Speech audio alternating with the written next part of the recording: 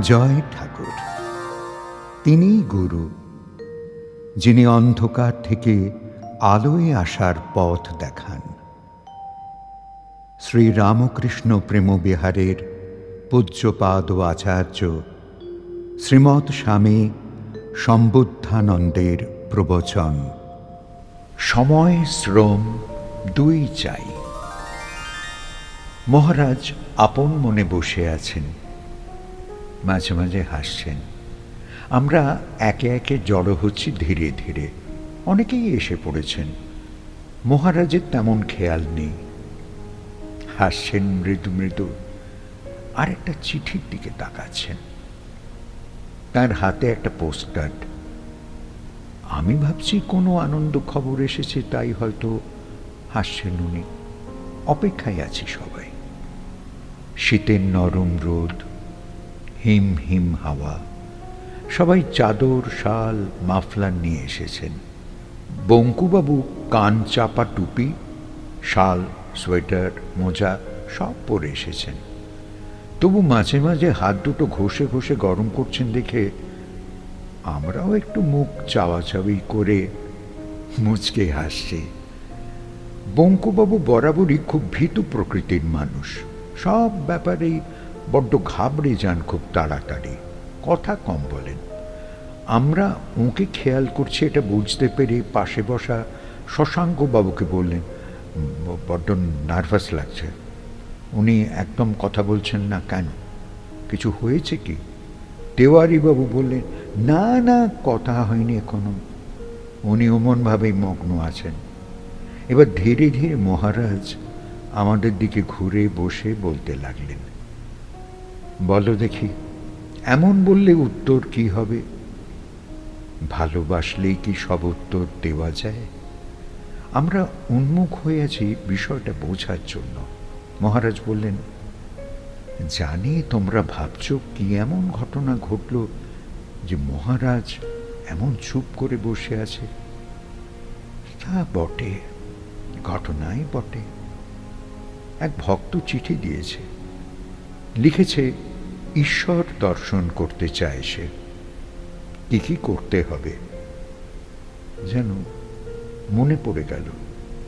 অনেক দিন আগের কথা। আমি তখন প্রত্যন্ত এক গ্রামে থাকি। সেখানে সবাই চাষবাস করেন। সন্ধ্যা হলে নেশা, ঘুম, আবার ভোর হতে না হতে কাজ। একই মানুষ চাষ করছে, কাঠ কুড়াতে যাচ্ছে, মাছ ধরছে, এমন নানান কাজ করে। গ্রামটায় চুরি চারা ছিল না, গাড়ি ঘোড়ার বালাই নেই। বড়লোক যারা, তাদের ঘরে সাইকেল। বিদ্যালয় তা 7 কিলোমিটার দূরে। 40-50 ঘর লোক, খুব সরল। কাজ করেই খেতে হয়, কাজ করলে খাবার জোটে, এই ওদের ধারণা। প্রত্যেকটা মানুষ খুব পরিশ্রমী। মজা লেগেছিল কোনো দোকান নেই দেখে। বিনিময় প্রথাতেই সংসার চলত।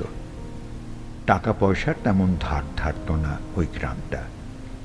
এর বাড়ির ধান, ওর বাড়ির সবজি, আবার ওর বাড়ির তেল তো ওর বাড়ির মুড়ি চিঁড়ে ওই দিয়েই প্রয়োজন মিটে যায়।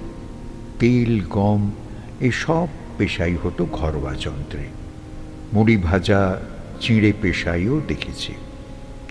ওদের সাথে থেকে শিখেও গিয়েছিলাম। প্রথম প্রথম জ্বর জ্বালা, সর্দি কাশি এসব হলে বিব্রত হতাম। তারপর ওদের দেশজ বনজ চিকিৎসায় সেরে উঠে বেশ অবাক লাগত। কোনো ব্যথা, মাথা ব্যথা, কেটে যাওয়া, ভেঙে যাওয়া এসব ওদের ওই রকম আদিম ব্যবস্থাতেই চিকিৎসা চলত। সেরেও যেত বেশ। পড়াশোনার বালাই নেই। 5-7 বছরের বাচ্চাগুলো বাবাদের সাথে নানান কাজে যেত। 11-12 বছরের বাচ্চা মানে তো রীতিমতো কর্মী। খেলাধুলাও হতো। পুরস্কার হিসেবে দেওয়া হতো লাঠি, দা, ফুলের মালা, মুরগি, ছাগল, গরু বাছুর, এমনকি কুকুর। এসব ওদের দৈনন্দিন কাজের সাহায্যকারী জীব। এত টাটকা সবজি, ফসল, শস্য, মাছ ইত্যাদি খাদ্য এরা ব্যবহার করত, যে প্রত্যেকেই সুঠাম সুবল স্বাস্থ্য লাভ করেছিল। বেশ কিছু বছর ওদের সাথে ছিলাম। তার মধ্যে আমার যে কটি রোগ হয়েছে, ওদের 30-40 জনের একত্রে ততগুলো রোগ হয়নি। একবার খুব মজা হলো। ওদের সামনে একদিন পিয়ন এলো, চিঠি দিল। চিঠি পড়ে আমি আনমনা হলাম, ভাবছি এখানকার খবর পেল কিভাবে। আবার শুধু গ্রাম, জেলা আর মানুষের নামেই চিঠি চলে এলো। আনমনে বসে চিঠিটা পড়লাম। পাশে এসে বসেছিল হিরু। হিরু 3 ছেলের বাবা, বছর 44 বয়স। ও খুব সরল, আবার ঈশ্বর বিশ্বাসী, প্রকৃতিকে খুব ভালোবাসে। গাছপালা, পাহাড়, নদী সবই ওর ভগবান। আমি ওকে খুব ভালোবাসতাম দেখে ছেলেটা কাজকর্ম সেরে আমার কাছে বসে গল্প করত। সেদিনও ওই রকমই একসাথে বসে গল্প করছি, তখনই চিঠিটা এলো। পিয়ন ওই গ্রামে হয়তো এই প্রথম, তাই ছেলেটা অবাক। চিঠি পড়ে ওকে জানালাম পশ্চিমবঙ্গে প্রবল বন্যা হচ্ছে, আধাতলা একতলা সব ভাসছে। আমাদের বহু চেনা পরিচিত মানুষ বিপদে পড়েছে, গরু গোয়াল ঘরদোর সব ভেসে গেছে মানুষের। আগামী দিন বড় হাহাকার আসছে। ছেলেটা আমায় অবাক হয়ে জিজ্ঞাসা করল, ওই একটা কাগজে চোখ রেখে তুমি সব বুঝে নিলে? লোকটা যে এলো, ও কি তোমার দেশ থেকে এলো? বন্যার কথা তো কই তার সাথে হলো না, তাহলে কাগজটা থেকে জানলে কি করে? আমি বললাম, ওটা লেখা আছে হিরু। হিরু বলল, কি? কতগুলো আঁকিবুকি করা কাগজ দেখে এত বিষয় জেনে গেলে? আমি সাধ্য মতন বোঝালাম। এরপর ও যেখানে যত কাগজ পেত সব জড়ো করে আমার কাছে নিয়ে এসে জানতে চাইত, এর মধ্যে থেকে কি কি জানা যাবে। ওর আগ্রহ দেখে আমারও ভালো লাগত। আমি খবর থাকলে খবর, চিঠি বা হিসেবের কাগজ হলে তাও পড়তাম। একদিন আগ্রহ করে হিরু আমায় বলল, তুমি তো আমায় কতই ভালোবাসো, তোমার এই বিচারটা আমায় শিখিয়ে দাও না, আমিও বেশ অনেক কিছু জানবো, বলবো, সবাই অবাক হয়ে যাবে। এর কাছে ওর কাছে করে হিরু 2-4 জন বন্ধুবান্ধবের কাছে আমার এই চিঠি পড়ার বিদ্যেটা বলে দিয়েছে। দিন কয়েক বাদে সকালে ঘর থেকে বেরিয়ে দেখি গ্রামের 15-20 মানুষ আমার দাওয়ায় বসে আছে। কেউ সামনের বাগানটায় বসে আছে। জিজ্ঞাসা করে জানলাম ওরা হিরুর কথায় আমার বিচার দেখতে এসেছে। কারো কারো হাতে ঠোঙা, টুকরো টুকরো নানান কাগজ ইত্যাদি। সবাই কাছে এসে বসে এগিয়ে দিতে লাগলো। যেটাই যেমন লেখা আছে তার তেমন বিশ্লেষণ দিয়ে বললাম, বাকি কাগজে তো লেখা নেই, ওগুলো কোনো রশিদের বই থেকে ছেঁড়া পাতা। বাস, ওই আর এক বিপদ। বিল কি, কি কাজে লাগে, কারা ব্যবহার করে, সব বোঝাতে গিয়ে আর এক পালা শুরু হয়ে গেল। হিরু মৃদুস্বরে বললে, তুমি আমাদের যাকে হোক একজনকে এই বিচার করাটা শিখিয়ে দাও। আমরা অবাক হয়ে যাচ্ছি ভেবে, একটা কাগজ থেকে এত খবর। আমি বললাম, দেখো হিরু, তোমায় আমি ভালোবাসি, তা বলেই বিদ্যেটা অমনি দিতে পারবো না, সময় সাপেক্ষ। বছর 4-5 পড়াশোনা করে তবে এটা শিখতে হবে।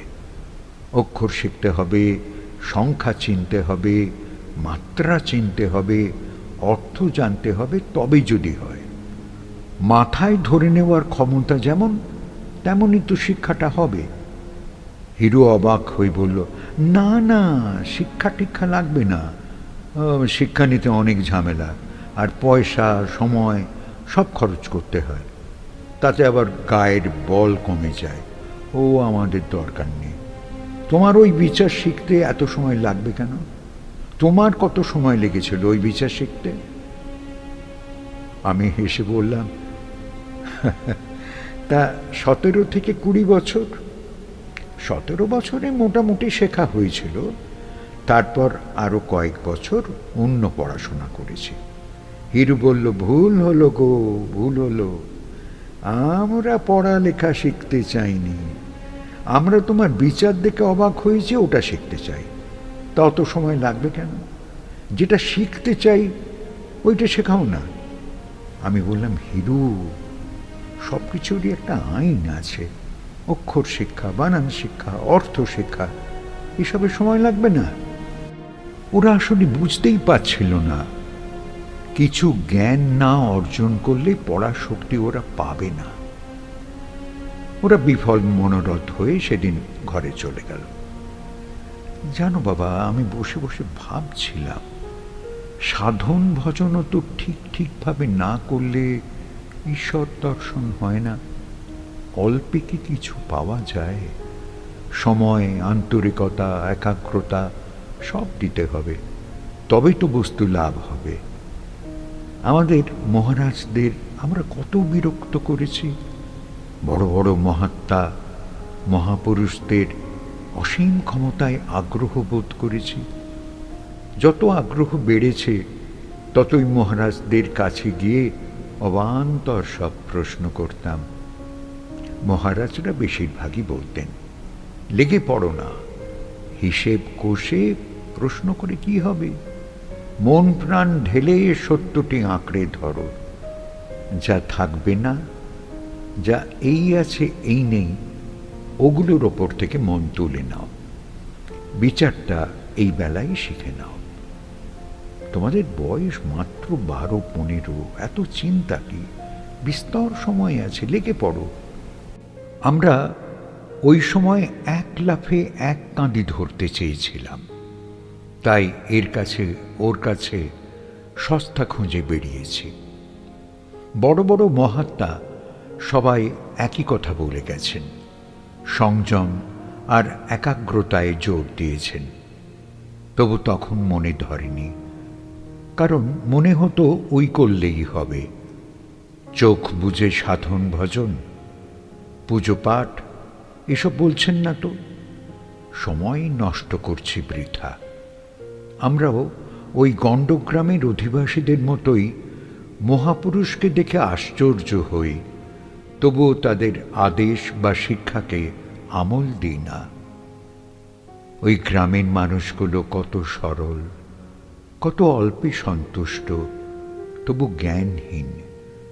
পড়াশোনা, শিক্ষা, স্কুল এসবের জ্ঞান না থাকায় বোকাই হয়ে আছে। আমার মহারাজ আমায় ঘাড় ধরে জোর করে নানান একাগ্রতার অভ্যাসে আমার দেহকে পুড়িয়েছেন, নানান সংযমে সংযমে ঠেসে নিরেট করেছেন। তাই আজ এটুকু আনন্দ পাচ্ছি। তোমাদের এই প্রত্যন্ত গ্রামের কথা এই জন্যে বললাম বাবা, যে তোমরা যাতে ভেঙে না পড়ো। যতদিন হেথা হোথা সস্তা মনোমতো খুঁজে মরেছি, ততদিনই সময় নষ্ট হয়েছে। মন দিয়ে পড়লে বছরের পড়া বছরে শেষ হয়, আর অমনোযোগী হলে 1 বছরের পড়া 2 বছর, 3 বছর, আবার কারো কারো তো শেষই হয় না। চালাক সঠিকটা বোঝে তাড়াতাড়ি, বোকা সঠিক বোঝে ঠেকে। বড়দের, অভিজ্ঞদের, দূরদর্শীদের মান্যতা চিরকাল ছিল, থাকবেও। ওটা আমরা যেই বুঝেও অবুঝ হই, অমনি পতন, অমনি দেরি, সব পণ্ড, সব নষ্ট। বাপু বলি কি, তোমরা সজাগ হও, সচেতন হয়ে শিক্ষা নাও। আমরা ধারাপাতটা আরেকবার পড়লাম।